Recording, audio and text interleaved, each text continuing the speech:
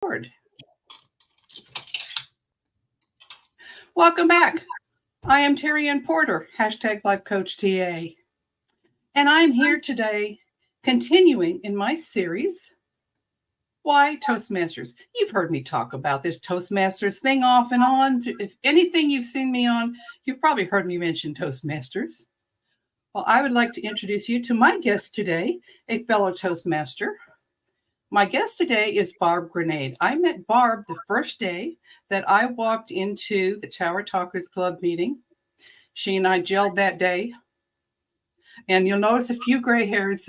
If you notice any gray hairs on her, I'm the one who caused them. But let Barb tell you more about this Toastmasters thing. Barb, welcome. I'm so excited that you're here today. Me too. This is like full circle.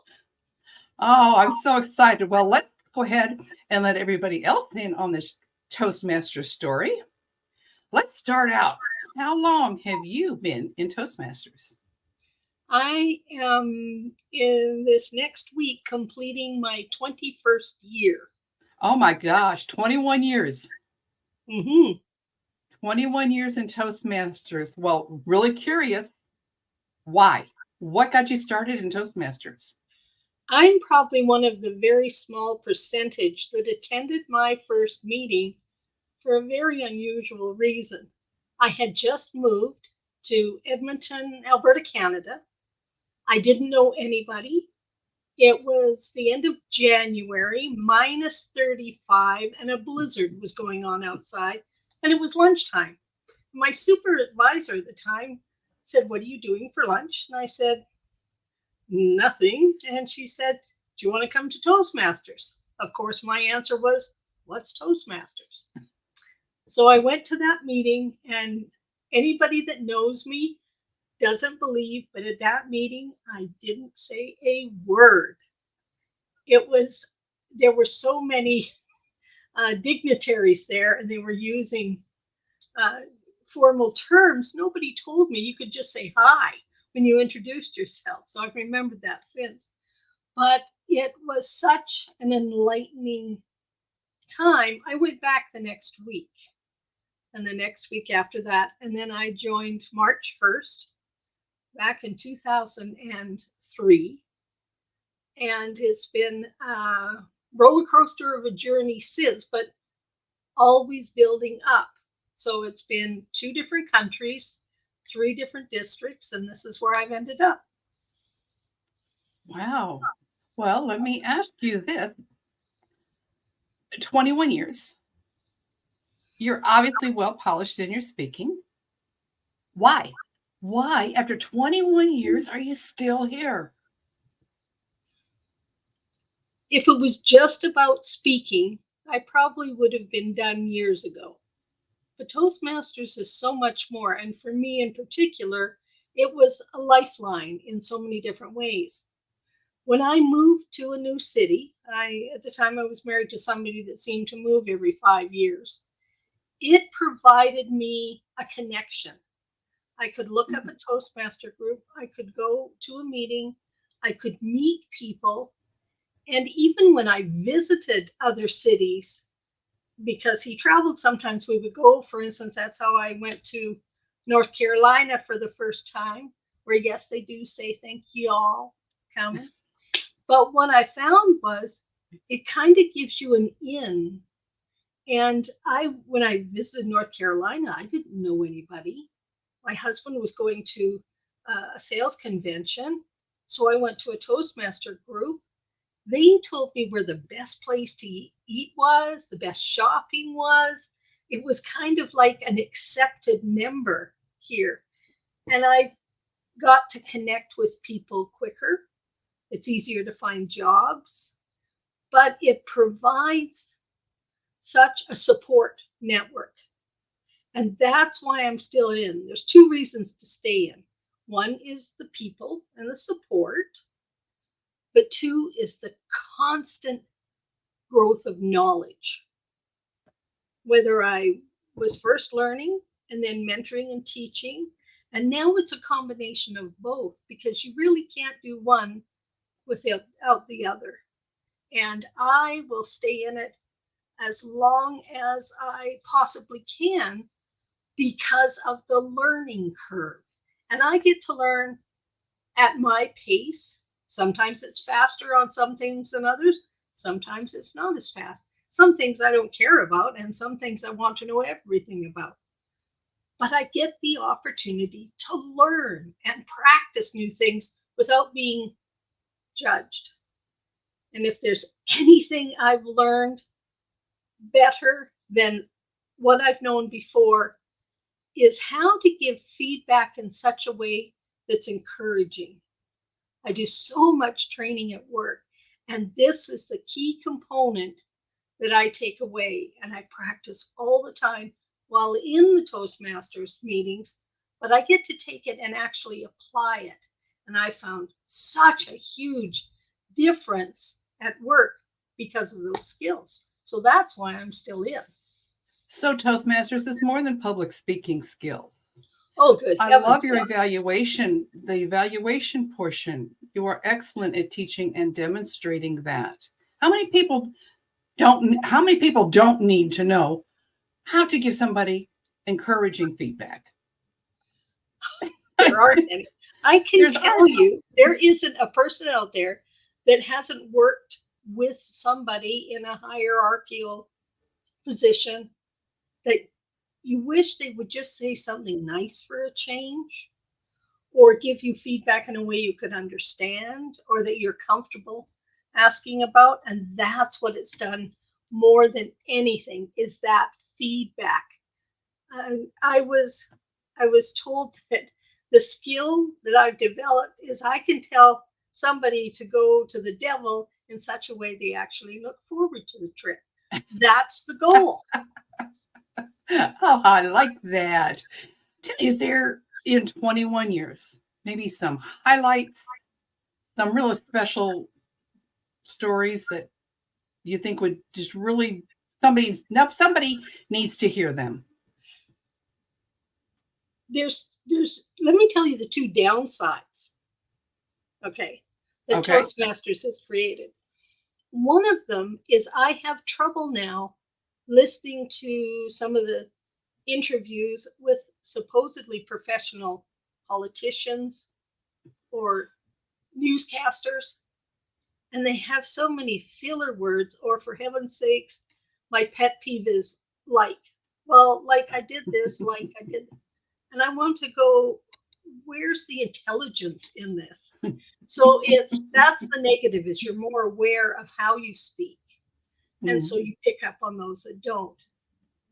And the other thing is we learn how to train and how to present so that it's more effective, particularly with the shift with millennials and then Gen Z, Gen X, and there's Gen A now. So they're coming into the workplace. So we learn about that and how to engage and how to transfer information so it's more effective. And then you go to work and you think, good heavens, I sat through a 45-minute PowerPoint presentation where they read every word on the screen that had 200 bullet points. And I go, for heaven's sakes, you need to go and learn how to present.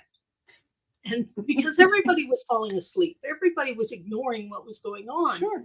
And that's the downside, is you learn what it could be. Now, what was your original question?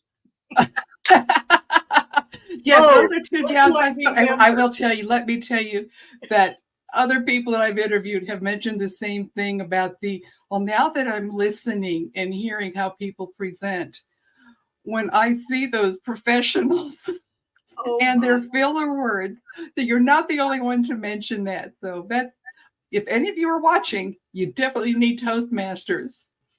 But give me a highlight.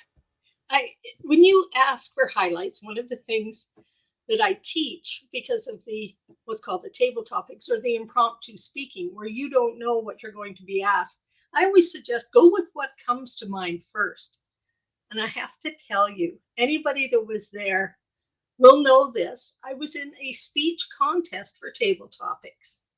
And in the middle, and a good friend of mine was the the contest chair, Andre, and his mom was in the audience, and in the middle of my answer, her cell phone goes off.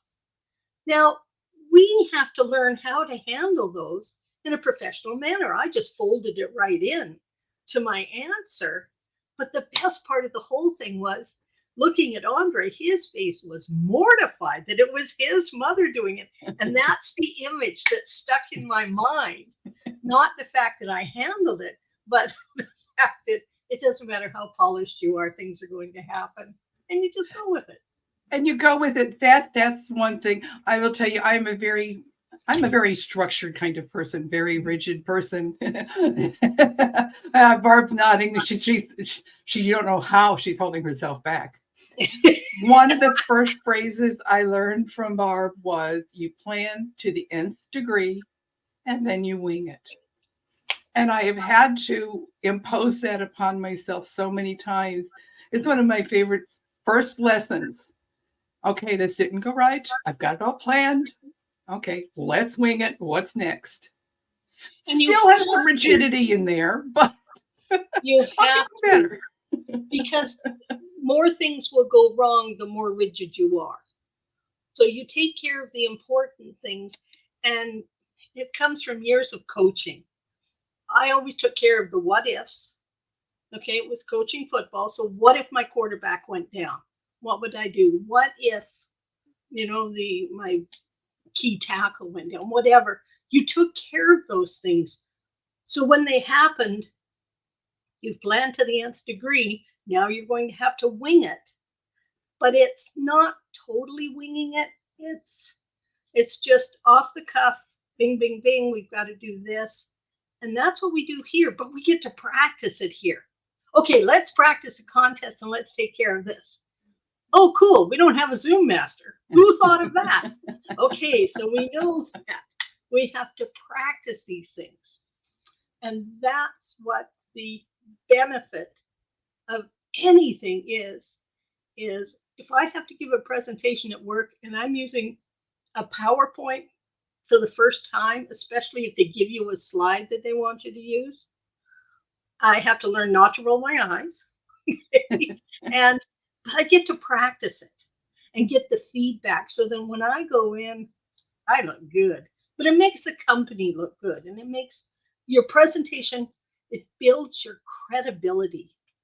And then the information is passed like it should. Mm-hmm. Now, you and I are part of the same club. So within Toastmasters is an international organization. Mm-hmm. We are part of a local club. If somebody was looking for a local club, how would you describe Tower Talkers? Tower Talkers, okay, to give some credibility to my answer, I belong to 5 clubs. One of them is an advanced club. One of them is in Canada. It is a group that I first met 21 years ago. So I get to connect up with them every week. And one thing I'll tell you about Tower Talkers is you have some really experienced people in there, but it doesn't matter. We are so welcoming to whomever comes in, whatever they want to try. And it sounds like a juxtaposition of 2 types. We're very professional, but we have a lot of fun, and we kind of, we're not as structured as some, where you do this, do this, do this. Hey, how about tonight we just go with this? That works. It also is the one club I know where everybody's equal in presenting, in speaking. Everybody gets a chance to speak when they want to. Sometimes we have a couple of our shyer members. We say, you've got to get a hold of this group because they're getting out of hand. But it is, well, it's my home club for Kansas City. And no matter what, I have stayed a part of it all this time. You just made me think of another question. You mentioned that you're part of 5 clubs. Explain to me, or to the audience, 5 clubs. So are they all identical? What's the good same? heavens. What are some differences? How does all this work? And why? And why? Absolutely. Why is the big one? My Canadian club, it's a very experienced club. And the people I know in there that I've known for 20 years have been Toastmasters longer than that. The past district directors and international directors. But I've just known them for that long. Mm-hmm. So they have a bunch of experience that not everybody here has. So that's that. It's keeping that Canadian connection. I have the Tower Talkers Club, which is my solid club. It's not that big right now, but everybody in it is in it for all the right reasons. We want everybody to succeed, everybody to learn, everybody to have a good time. And I can try some things in that club that I might not try in some of the others because I'm going to get very good feedback. But I also get some latitude of going, you know what, that didn't quite work. Okay, how about if we try it again and do it this way? So that's what I get from Tower Talkers. There's another club that I belong to that I'm there to help that club. It's not that I'm getting anything out of it, but I'm there to help that club grow. And then I'm in one club on Saturday because our past district director called me a thorn in his side, and it was his club. So I would go and I would help him out there. But it is the most international club. So we get something different. We have members from Malaysia and Lithuania and Denmark, and our newest member just joined from I can't remember where. So it's all over the world, as well as it gives me something I don't have being a Canadian, and that is military connection background. So that is Junction City, is Fort Riley, and there's a lot of military members in there. I'm learning all about the military that I've only read about in books, but I get to see behind the scenes and get the answers to. So it is, each club has a different culture, a different group, and it's just like your social networking. If you went to a different person's house of the same group, you'd have something different each time. Oh, I love that explanation. I love that explanation. That is awesome. That is awesome. And that's why I also tell people when they're looking at joining Toastmasters and they went to a club and they didn't really like that, go to another club.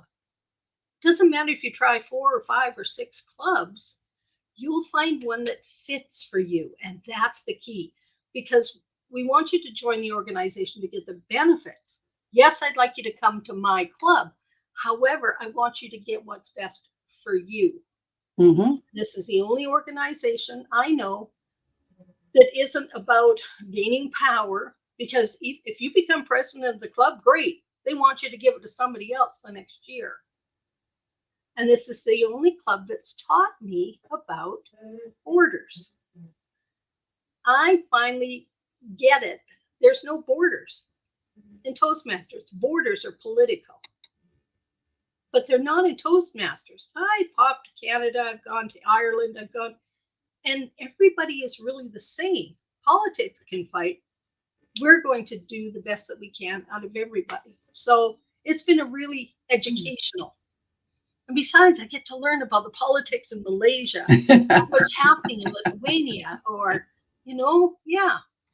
That is something I really think that actually came out as a plus with the pandemic. Yes. All of a sudden, everybody going online, the online meetings and welcomes have taken off.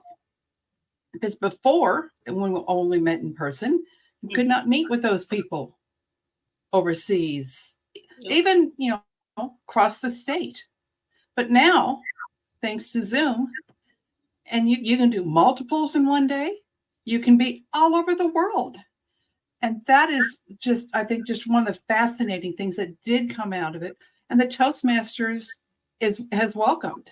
Mm-hmm. Doesn't matter where you're at. Come on in and visit. find out what we're doing all over the world, and truly made it international to where something that you could really touch. And the other benefit is it's taken away the cultural divides. In my Canadian group, I've got Chinese, East Indian, Muslim, all of those. We have a person from Turkey, so we get to learn about some of the Middle Eastern cultures and food. That's amazing. But it's also about you get to see different cultures as people. I've been to New Zealand, Australia, all these places, and they're just people. My favorite one is Ireland, but that's because my grandfather was born in Ireland, and I love that accent. So I get to hear some of that. But it really has taken away the boundaries and the blinders between cultures. And I thought, what a great way this would be to just expand internally like this, and we won't have all the culture wars going on. Another advantage I have found to the, internationally coming into the different clubs is the improvement in listening skills. When you mention the accent, I know that when someone comes in and they've got an accent that I'm not accustomed to, I have to turn on my listening skills, turn them up a little bit in order to fully understand what that person is saying. So now it's really improved how I listen when I'm listening to different people. I've got to listen extra close in this area. Do you want to know another advantage? What's that? We also, because of Toastmasters, there's times when we don't understand them. We can learn how to handle that. I was in a meeting last week where we couldn't quite understand. And so we just said, what we need to do to understand you clearer is have you just slow down a bit, and then we will ask you on certain words what we don't understand. And by the end of it, we both understood better. But the speaker, he also got to hear what worked and what didn't, and how he could better communicate, because he was coming into the club as English as a second language to improve his English skills. That's awesome. Isn't that amazing? I just love how it all works so well, and is such a powerful learning that even after being in for 21 years, you can still keep on learning. There's still so much more to that. If you were to give one final shout out before closing, one final word, we're listening close, Barb. What would it be? I commented that this is an organization that's there for the benefit of the members, not for the benefit of the organization. It's not there to build and say, hey, we've got more people than anybody. We have this much power. We have this much money. It's nonprofit. It's there specifically for the individual. So you're going to get a lot of support, which is going to help in these days because of mental health issues. People that tend to close off, when Terry Ann and I have talked about chronic pain issues and how you can close off in yourself. But I'll tell you what, when I've got to go help somebody else, or I've got to go to a meeting, it keeps me connected with others. And that is something we necessarily don't talk about, but they're there to help. And you're going to get out of this whatever you put into it. And that's what the broad scope is. I put a lot into it, but holy cow, do I get a lot out of it. And my learning, I've been in 21 years, but I bet the most impressive for me learning I have done has been in the last 5-6 years. Thank you very much. Well, I do hope that you have found that Toastmasters can be of interest to you. If you'd like to check it out further, check out the Toastmasters website, toastmasters.org. You're invited to come visit my local club. Barb and I would be happy to welcome you. And if our club is not the club for you, we'll be happy to point you other directions. Thank you very much. This has just been an excellent part of a Why Toastmasters series. Check out my other recordings and watch for more, because I have more Toastmasters friends to introduce to you. Thank y'all very much. Goodbye. Thank you, Terry Ann.